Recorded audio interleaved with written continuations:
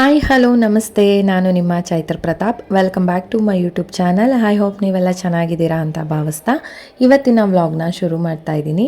Friends, ಇವತ್ತಿನ vlog ಬಂದು Sunday complete vlog ಆಗಿರುತ್ತೆ. ಸೊ ನಾನು ಪೂಜೆ ಎಲ್ಲ ಆದಮೇಲೆ ವ್ಲಾಗ್ನ ಶುರು ಮಾಡಿಕೊಂಡೆ, ಯಾಕೆಂದರೆ ಪ್ರತಿ ಸಲ ಪೂಜೆ ಮಾಡೋದನ್ನು ತೋರಿಸ್ತಾನೆ ಇರ್ತೀನಿ ಅಲ್ವಾ ವ್ಲಾಗಲ್ಲಿ. ಸೊ ಇವತ್ತು ಸ್ವಲ್ಪ ಡಿಫ್ರೆಂಟ್ ಆಗಿರಲಿ ಅಂತ ಹೇಳಿಬಿಟ್ಟು ಪೂಜೆ ಆದಮೇಲೆ ನನ್ನ ವ್ಲಾಗ್ನ ಶುರು ಮಾಡಿಕೊಂಡೆ. ಸೊ ಸಂಡೇ ಆಗಿದ್ದರಿಂದ ಮನೆಯಲ್ಲಿ ಪೂಜೆ ಎಲ್ಲ ನೀಟಾಗಿ ಆಯಿತು. ಜೊತೆಗೆ ಒಂದು ಫಂಕ್ಷನ್ಗೆ ಹೋಗಬೇಕಿತ್ತು. ಸುಮಾರು ಫಂಕ್ಷನ್ಗಳಿದ್ದಾವೆ, ಬಟ್ ಆದರೆ ಏನೋ ಒಂದು ಫಂಕ್ಷನ್ನ ಅಟೆಂಡ್ ಮಾಡ್ಬೋದು ಅಷ್ಟೇನೆ. ಎಲ್ಲ ಫಂಕ್ಷನ್ಗೂ ಹೋಗ್ಲಿಕ್ಕೆ ಆಗೋದಿಲ್ಲ, ಹಾಗಂತ ಹೇಳಿ ಹೋಗ್ದಲೇ ಇರೋದಕ್ಕೂ ಆಗೋದಿಲ್ಲ. ಹಾಗಾಗಿ 2-3 ಫಂಕ್ಷನ್ಗಳಿತ್ತು. ನಾನು ಒಂದು ಕಡೆ ಬರ್ಡೇ ಫಂಕ್ಷನ್ಗೆ ಹೋದೆ, ಅಮ್ಮ ಒಂದು ಕಡೆ ನೆರ್ವಿ ಫಂಕ್ಷನ್ ಇತ್ತು. ಸೊ ಹಂಗಾಗಿ ಅವ್ರು ಅಲ್ಲಿಗೆ ಹೋದರು. ಸೊ ಈ ಥರ ಮ್ಯಾನೇಜ್ ಮಾಡ್ಕೊಳ್ಳೇಬೇಕಾಗುತ್ತೆ. ಎಲ್ಲರೂ ಒಟ್ಟಿಗೆ ಒಂದೇ ಫಂಕ್ಷನ್ ಅಟೆಂಡ್ ಮಾಡಿದ್ರೆ ಉಳಿದಿರೋ ಫಂಕ್ಷನ್ಗೆ ಹೋಗಲಿಲ್ಲ ಅಂದರೆ ಬೇಜಾರು ಮಾಡ್ಕೊತಾರೆ ಅಲ್ವಾ. ಹಾಗಾಗಿ ಸೊ ಮಕ್ಕಳಿದ್ದಿದ್ದರಿಂದ ದೂರ ಎಲ್ಲ ಹೋಗೋದು ಬೇಡ. ಮಕ್ಕಳಿಗೆ ತುಂಬ ಇಷ್ಟ ಆಗೋದು ಅಂದರೆ ಬರ್ಡೇ ಫಂಕ್ಷನ್ ಅಲ್ವಾ. ಹಂಗಾಗಿ ನಾನು ಬರ್ತಡೇ ಫಂಕ್ಷನ್ಗೆ ಹೋಗ್ತೀನಿ ಅಂತ ಹೇಳಿಬಿಟ್ಟು ಅಮ್ಮನ ನೆರ್ವಿ ಫಂಕ್ಷನ್ಗೆ ಕಳಿಸ್ಕೊಟ್ಟಿದ್ದಾಯಿತು. ಸೊ ಪೂಜೆ ಎಲ್ಲ ಆದಮೇಲೆ ಎಲ್ಲರೂ ರೆಡಿ ಆಗ್ತಾಯಿದ್ದೀವಿ ಫಂಕ್ಷನ್ಗೆ ಹೋಗಲಿಕ್ಕೆ.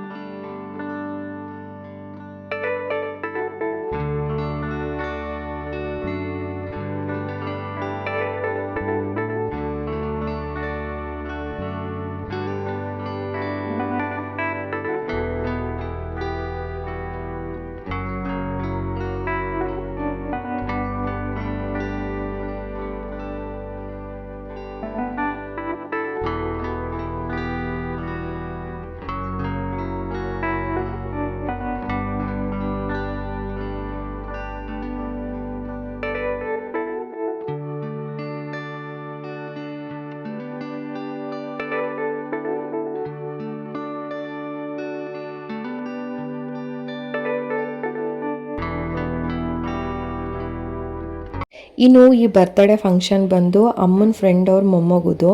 ಸೊ ಆ್ಯಕ್ಚುಲಿ ಅಮ್ಮ ಈ ಫಂಕ್ಷನಿಗೆ ಬರಬೇಕಿತ್ತು, ಬಟ್ ಆದರೆ ಬರ್ತಡೇ ಅಂತ ಅಂದರೆ ಮಕ್ಕಳಿಗೆಲ್ಲ ಇಷ್ಟ ಆಗುತ್ತೆ ಅಲ್ವಾ. ಹಾಗಾಗಿ ಅಮ್ಮ ನೀನೇ ಹೋಗ್ಬಿಟ್ಬಾ ಅಂತ ಹೇಳಿದ್ರು. ಇನ್ನು ನಮ್ಮ ತುಂಬ ಕ್ಲೋಸ್ ರಿಲೇಟಿವ್ ಫಂಕ್ಷನ್ಗೆ ಅವ್ರು ಹೋಗಿದ್ದಾಯಿತು. ಇನ್ನು ಇವರೆಲ್ಲ ಬಂದು ಅಮ್ಮನ ಫ್ರೆಂಡ್ಸು. ಸೊ ಅವ್ರಿಗೆಲ್ಲ ಗೊತ್ತೇ ಇದೆ ನಾನು ವ್ಲಾಗ್ ಮಾಡ್ತೀನಿ ಅಂತ. ಹಾಗಾಗಿ ಸೊ ನಾನು ಅವ್ರ ಜೊತೆ ಎಲ್ಲ ವಿಡಿಯೋ ಕ್ಲಿಪ್ಪಿಂಗ್ನ ತೊಗೊಂಡೆ. ಇನ್ನು ವಿಡಿಯೋಸ್ ಎಲ್ಲ ತೊಗೊಳ್ಳುವಾಗ ನಮಗೆ ಎಲ್ಲಿ ಕಂಫರ್ಟಬಲ್ ಅನಿಸುತ್ತೆ, ಯಾರು ನಮ್ಮ ಜೊತೆ ತುಂಬ ಕ್ಲೋಸ್ ಆಗಿರ್ತಾರೆ ಅವ್ರ ಜೊತೆ ಅಷ್ಟೇ ನಾವು ವಿಡಿಯೋಸ್ ಆಗಿರ್ಬೋದು, ಫೋಟೋಸ್ ಆಗಿರ್ಬೋದು ತೊಗೊಳ್ಬೋದು. ಎಲ್ಲ ಕಡೆ ತೊಗೊಳೋದಕ್ಕೆ ಆಗೋದಿಲ್ಲ. ಇನ್ನು ಅಲ್ಲೆಲ್ಲ ಫಂಕ್ಷನ್ ಮುಗಿಸ್ಕೊಂಡು ಊಟ ಎಲ್ಲ ಮಾಡಿಕೊಂಡು ರಿಟರ್ನ್ ನಾನು ಮನೆಗೆ ಬಂದಿದ್ದಾಯಿತು. ಸೊ ಮನೆಗೆ ಬಂದು ಮತ್ತೆ ನಾವು ಇನ್ನೊಂದು ಕಡೆ ಹೋಗಬೇಕಿತ್ತು ಅಂತ ಅಂದರೆ ಫಂಕ್ಷನ್ ಏನೂ ಇರಲಿಲ್ಲ, ಬಟ್ ಆದರೆ ಕೆಲವೊಂದಷ್ಟು ಥಿಂಗ್ಸ್ಗಳನ್ನ ತೊಗೊಳೋದಿತ್ತು. ಹಾಗಾಗಿ ಇನ್ನು ಸಂಡೇ ಬಿಟ್ಟರೆ ಬೇರೆ ಟೈಮ್ ಆಗೋದೇ ಇಲ್ಲ. ಯಾಕೆಂತಂದರೆ ನಮ್ಮನೆಯವ್ರಿಗೂ ಕೆಲಸ ಇದ್ದಿದ್ದರಿಂದ ಅವರು ಸಂಡೇ ಅಂದ್ರೇ ಫ್ರೀ ಆಗೋದು. ಸರಿ ಅಂತ ಹೇಳಿಬಿಟ್ಟು ತುಂಬ ದಿನಗಳಿಂದ ಅನ್ಕೊತಾ ಇದೆ ಐರನ್ ಬಾಕ್ಸ್ನ ತೊಗೊಬೇಕು ಅಂತ ಹೇಳಿ, ಬಟ್ ಆಗಿರಲಿಲ್ಲ. ಹಾಗಾಗಿ ಇವತ್ತು ಅದನ್ನು ತೊಗೊಳ್ಳೋಣ ಅಂತ ಹೇಳಿಬಿಟ್ಟು ಹೋಗ್ತಾ ಇದ್ದೀವಿ. ಬಟ್ ಏನಂದರೆ ನಾವೇನು ಅಂದ್ಕೊಂಡ್ವಿ ಗೊತ್ತಾ, ದೇವಿ ಇಂಟರ್ನ್ಯಾಷನಲ್ಗೆ ಹೋಗಿ ತೊಗೊಂಬಂದ್ಬಿಡೋಣ ಅಂತ ಅಂದ್ಕೊಂಡ್ವಿ. ಯಾಕೆಂತಂದರೆ ಹೋಮ್ ಅಪ್ಲಯನ್ಸ್ ಎಲ್ಲ ತುಂಬ ಚೆನ್ನಾಗಿರುತ್ತೆ. ನಮ್ಮನೇಲಿರೋ ಕೆಲವೊಂದು ಥಿಂಗ್ಸ್ ಎಲ್ಲ ನಾವು ಅಲ್ಲಿಂದನೇ ತಂದಿದ್ದು. ಬಟ್ ಅದಾದಮೇಲೆ ನಮಗೆ ನಿಯರ್ ಇರೋದು ಬಂದು ಪೈ ಇಂಟರ್ನ್ಯಾಷನಲು. ತುಂಬ ಚೆನ್ನಾಗಿರುತ್ತೆ ಇಲ್ಲೂ ಸಹ. ಪೈ ಇಂಟರ್ನ್ಯಾಷನಲ್ಲೇ ತೊಗೊಳ್ಳೋಣ ಅಂತ ಹೇಳಿಬಿಟ್ಟು ಶೋರೂಮ್ಗೆ ಹೋದ್ವಿ. ಸೊ ಶೋರೂಮ್ಗೆ ಹೋಗ್ತಿದ್ದಂಗೆ ಸುಮಾರು ಒಂದಷ್ಟು ಅಂದರೆ ಕಿಚನ್ಗೆ ಸಂಬಂಧಪಟ್ಟಿರೋ ಥಿಂಗ್ಸ್ಗಳೆಲ್ಲ ಇರುತ್ತೆ. ಜೊತೆಗೆ ಮನೆಗೆ ಏನೇನು ಬೇಕು ಎಲ್ಲ ಥಿಂಗ್ಸು ಇದ್ದೇ ಇರುತ್ತೆ ಅಲ್ವಾ. ಅದರಲ್ಲೂ ಲೇಡೀಸ್ಗೆ ಕಿಚನ್ ಐಟಮ್ಸ್ ಅಂತಂದರೆ ಎಷ್ಟಿದ್ರೂ ಸಾಲೋದೇ ಇಲ್ಲ, ಇಷ್ಟ ಆಗ್ತಾನೆ ಇರುತ್ತೆ. ಸೊ ಐರನ್ ಬಾಕ್ಸ್ನ ಬಿಟ್ಟು ಮೊದಲಿಗೆ ನಾನು ಇದನ್ನೆಲ್ಲ ನೋಡೋಕೆ ಬಂದೆ. ಅದರಲ್ಲಿ ನಮ್ಮ ಮನೆಯವ್ರು ಬೈತಾಯಿದ್ರು, ನೀನೇನು ತೊಗೊಳಕ್ಕೆ ಬಂದಿದ್ಯಾ ಅದನ್ನಷ್ಟೇ ನೋಡಬೇಕು ಅಂತ ಹೇಳಿ. ಸರಿ ಅಂತ ಹೇಳಿಬಿಟ್ಟು ನಾವು ಐರನ್ ಬಾಕ್ಸ್ನ ಕೇಳಿದ್ವಿ ಅವ್ರಿಗೆ, ಅಂದರೆ ನಮ್ಗೆ ಯಾವ ಥರ ಮಾಡೆಲ್ ಬೇಕಿತ್ತು, ಯಾವ ಥರದ್ದು ಅಂತ ಹೇಳಿಬಿಟ್ಟು. ಬಟ್ ಅಲ್ಲಿ ಅವರು ಡಿಸ್ಪ್ಲೇ ಇಟ್ಟಿರಲಿಲ್ಲ. ಅದನ್ನು ಸ್ಟಾಕ್ ಇದೆ, ಬಟ್ ನಾವು ಅದನ್ನು ಡಿಸ್ಪ್ಲೇ ಇಡೋದಿಲ್ಲ ಅಂತ ಹೇಳಿದ್ರು. ಯಾಕೆಂತಂದರೆ ಬರೋ ಅಂಥ 15 ಜನ 20 ಜನ ಕಸ್ಟಮರಲ್ಲಿ ಯಾರೋ ಒಬ್ಬರು ಆ ಥರ ಕೇಳ್ತಾರೆ ಮೇಡಮ್ ಅಂತ ಹೇಳಿಬಿಟ್ಟು, ಅದಕ್ಕೆ ನಾವು ಆ ಥರದನ್ನು ಡಿಸ್ಪ್ಲೇನಲ್ಲಿ ಇಡಲ್ಲ, ಬೇಕು ಅಂದವ್ರಿಗೆ ನಾವು ತರಿಸ್ಕೊಡ್ತೀವಿ ಅಂತ ಹೇಳಿಬಿಟ್ಟು. ಸೊ ಅದ್ರ ಮಧ್ಯೆ ನಮ್ಮನೆಯವ್ರಿಗೂ ನನಗೂ ಡಿಸ್ಕಷನ್ ನಡೀತಿತ್ತು. ನಮ್ಮನೆಯವರು ಅದ್ರ ಪ್ರೈಸ್ ಎಲ್ಲ ಕೇಳಿದ್ವಿ. ಸೊ ಶೋರೂಮಲ್ಲಿ ಪ್ರೈಸ್ ರೇಟು ಜಾಸ್ತಿ ಇತ್ತು. ಬಟ್ ನಮ್ಮನೆಯವ್ರು ಹೇಳ್ತಾಯಿದ್ರು ಆನ್ಲೈನಲ್ಲಿ ಪ್ರೈಸ್ ಕಮ್ಮಿ ಇದೆ ಅಂತ ಅಂದರೆ ನೀನು ಆನ್ಲೈನಲ್ಲೇ ತರಿಸ್ಕೊಬೋದಲ್ವಾ ಅಂತ ಹೇಳಿಬಿಟ್ಟು ಆನ್ಲೈನಲ್ಲಿ ಬಂದು 8,000 ಏನೋ ಪ್ರೈಸ್ ಇತ್ತು. ಬಟ್ ಶೋರೂಮಲ್ಲಿ ಬಂದು 9,000 ಚಿಲ್ಲರೆ ಏನೋ ಅಮೌಂಟ್ ಹೇಳ್ತಿದ್ರು. ಬಟ್ ನನಗೇನಂತ ಅಂದರೆ ಪ್ರೈಸು ಹೆಚ್ಚು ಕಮ್ಮಿ ಇರುತ್ತೆ.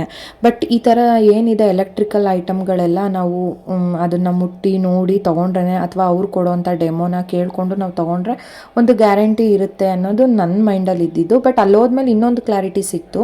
ನಾನು ಕೇಳಿದೆ, ಯಾಕೆ ಸರ್ ಆನ್ಲೈನಲ್ಲಿ ಈ ಪ್ರೈಸ್ ಇದೆ, ಅದೇ ಮಾಡೆಲ್ಲೇ ನೀವು ಶೋರೂಮಲ್ಲಿ ಈ ಪ್ರೈಸ್ ಹೇಳ್ತಾ ಇದ್ದೀರಲ್ಲ, ಏನಕ್ಕೆ ಆ ಡಿಫ್ರೆನ್ಸು ಅಂತ ಕೇಳಿದ್ದಕ್ಕೆ ಅವ್ರು ಹೇಳಿದ್ರು, ಮೇಡಮ್ ಆನ್ಲೈನಲ್ಲೆಲ್ಲ ನಿಮಗೆ ಹಳೆ ಮಾಡೆಲ್ ಕೊಟ್ಬಿಡ್ತಾರೆ. ಅಂದರೆ 2025ನೇ ಇಸ್ವಿನಲ್ಲೋ ಅಥವಾ 26ರಲ್ಲೋ ಮ್ಯಾನುಫ್ಯಾಕ್ಚರಿಂಗ್ ಆಗಿರೋ ಐಟಮ್ಸ್ಗಳನ್ನ ಕೊಡ್ತಾರೆ. ಬಟ್ ನೀವು ಆ ಶೋರೂಮ್ಗಳಲ್ಲಿ ಆಫ್ಲೈನಲ್ಲಿ ತೊಗೊಂಡ್ವಿ ಅಂತ ಅಂದರೆ ಈ ಥರ ಮಾಡೆಲ್ ಕೊಡೋದಿಲ್ಲ, ನಿಮಗೆ ಹೊಸದಾಗಿ ತಯಾರಾಗಿರೋಂಥ ಹೊಸ ಮಾಡೆಲ್ಲೇ ಸಿಗೋದು ಅಂತ ಹೇಳಿಬಿಟ್ಟು, ಸರಿ ಅಂತ ಹೇಳಿಬಿಟ್ಟು ನಾವು ಬಿಲ್ ಮಾಡಿಸ್ಕೊಂಡು ಇನ್ನೂ 1 ಅವರ್ ಆಗುತ್ತೆ ಅಂತ ಹೇಳಿದ್ರು.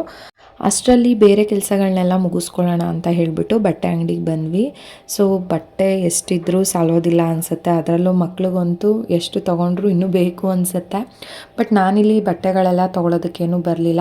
ಸ್ವಲ್ಪ ನ್ಯಾಪ್ಕಿನ್ನು ಮತ್ತಿನ್ನು ಟವಲ್ಸು ಇದೆಲ್ಲ ಬೇಕಿತ್ತು. ಹಾಗಾಗಿ ಅದನ್ನೆಲ್ಲ ತೊಗೊಂಡು ನೆಕ್ಸ್ಟು ಬಾಟಾ ಶೋರೂಮಿಗೆ ಬಂದ್ವಿ. ಸ್ಲಿಪ್ಪರ್ ತೊಗೊಬೇಕಿತ್ತು. ಬಟ್ ಇಲ್ಲಿ ನಿಯರೇ ಇದ್ದಿದ್ದು ಬಾಟಾ ಶೋರೂಮಲ್ಲಿ ಅಷ್ಟು ಕಲೆಕ್ಷನ್ ಏನೂ ಸಿಗಲಿಲ್ಲ.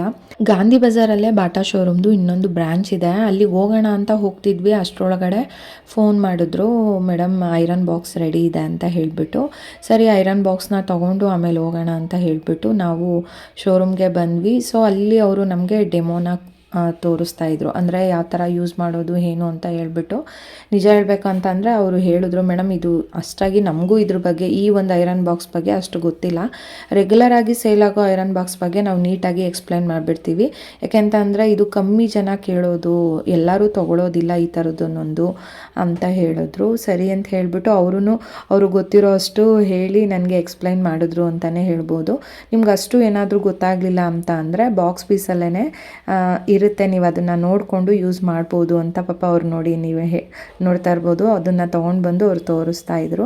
ಬಟ್ ನನಗೇನಂದರೆ ಇದು ಯೂಸ್ ಮಾಡೋದು ಯಾವ ಥರ ಅಂತ ಗೊತ್ತಿತ್ತು. ಅದಲ್ದಲೇ ಬೇರೆ ಇನ್ನೂ ಏನಾದರೂ ಸೆಟ್ಟಿಂಗ್ಸ್ ಎಲ್ಲ ಇರುತ್ತಲ್ವ, ಅದನ್ನು ಯೂಶಲಾಗಿ ಶೋರೂಮಲ್ಲಿ ಸೇಲ್ಸ್ ಎಕ್ಸಿಕ್ಯೂಟಿವ್ಗೆ ಎಲ್ಲ ಗೊತ್ತಿರುತ್ತೆ ಅಂತ ಹೇಳಿಬಿಟ್ಟು ನಾನು ನನ್ನ ಡೌಟ್ಗಳು ಏನಿರುತ್ತೆ ಅದನ್ನು ಕ್ಲಿಯರ್ ಮಾಡ್ಕೊಳ್ಳೋಣ ಅಂತ ಹೇಳಿ ಅವ್ರನ್ನ ಕೇಳ್ತಿದ್ದೆ.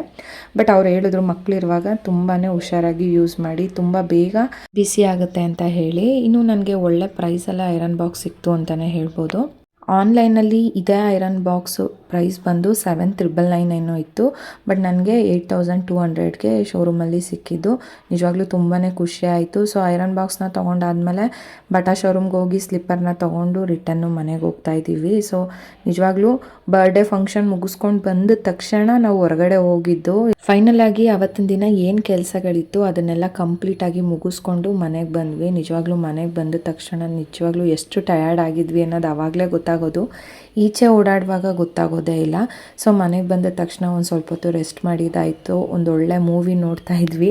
ಸೊ ಕಾಂತಾರ ಚಾಪ್ಟರ್ 1 ಹಾಕಿದ್ರು. ಸೊ ಮೂವಿ ಎಲ್ಲ ನೋಡಿಕೊಂಡು ಸ್ವಲ್ಪ ತಲೆ ಸಿಕ್ಕಾಪಟ್ಟೆ ನೋವು ಬರ್ತಿತ್ತಲ್ವ, ಹಂಗಾಗಿ ಸ್ಟ್ರಾಂಗಾಗಿ ಕಾಫಿ ಮಾಡ್ಕೊಂಡು ಕುಡಿಯೋಣ ಅಂತ ಹೇಳಿಬಿಟ್ಟು ಕಾಫಿನ ಮಾಡಿ ಕುಡ್ದಿದ್ದಾಯಿತು. ಇನ್ನು ಅಡುಗೆಗೂ ಸಹ ರೆಡಿ ಮಾಡಬೇಕಲ್ವ, ಹಾಗಾಗಿ ಒನ್ ಟೈಮ್ಗೆ ಆಗೋ ಥರ ಸಿಂಪಲಾಗಿ ಏನಾದರೂ ಮಾಡೋಣ. ಅದರಲ್ಲೂ ಸಂಡೇ ಬೇರೆ ನಾನ್ ವೆಜ್ ತಿನ್ನಬೇಕು ಅಂತ ಅನಿಸುತ್ತೆ ಅಲ್ವಾ, ಹಾಗಾಗಿ ಸಿಂಪಲಾಗಿ ಬೇಗ ಆಗೋ ಥರ ಪೆಪ್ಪರ್ ಚಿಕನ್ನ ಮಾಡಿಬಿಡು ಅಂತ ಹೇಳಿ ಚಿಕನ್ನ ತೊಗೊಬಂದು ಕೊಟ್ಟರು. ನಾನಿಲ್ಲಿ ಪೆಪ್ಪರ್ ಚಿಕನ್ ಮಾಡ್ಕೊಳ್ಳೋಣ, ತುಂಬ ಈಸಿ ಆಗಿಬಿಡುತ್ತೆ. ಅಂದರೆ ಪೆಪ್ಪರ್ಗೆ ಹಾಕೋವಂಥ ಮಸಾಲೆನ ಆಲ್ರೆಡಿ ನಾನು ಮಾಡಿ ಇಟ್ಕೊಂಡಿರೋದ್ರಿಂದ ಮತ್ತು ಅದನ್ನೆಲ್ಲ ಏನು ಹುರಿದು ಪೌಡರ್ ಮಾಡ್ಕೋಬೇಕು ಅನ್ನೋದೇನು ಕೆಲಸಗಳಿರೋದಿಲ್ಲ. ಹಾಗಾಗಿ ಅದನ್ನೇ ಮಾಡೋಣ ಅಂತ ಹೇಳಿ ಎಲ್ಲ ರೆಡಿ ಮಾಡ್ಕೊತಾ ಇದ್ದೀನಿ.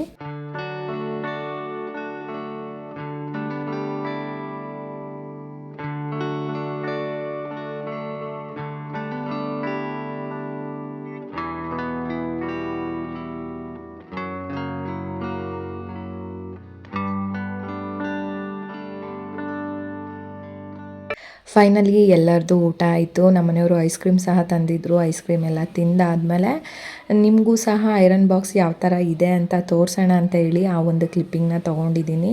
ನಿಜವಾಗ್ಲೂ ಸುಮಾರು ದಿನದಿಂದ ಅಂದ್ಕೊಂಡಿದ್ದೆ ಈ ಥರದ್ದೊಂದು ಐರನ್ ಬಾಕ್ಸ್ನ ತೊಗೊಳ್ಬೇಕು, ನನಗೆ ತುಂಬಾ ರಿಕ್ವೈರ್ಮೆಂಟ್ ಇತ್ತು ಈ ಐರನ್ ಬಾಕ್ಸು.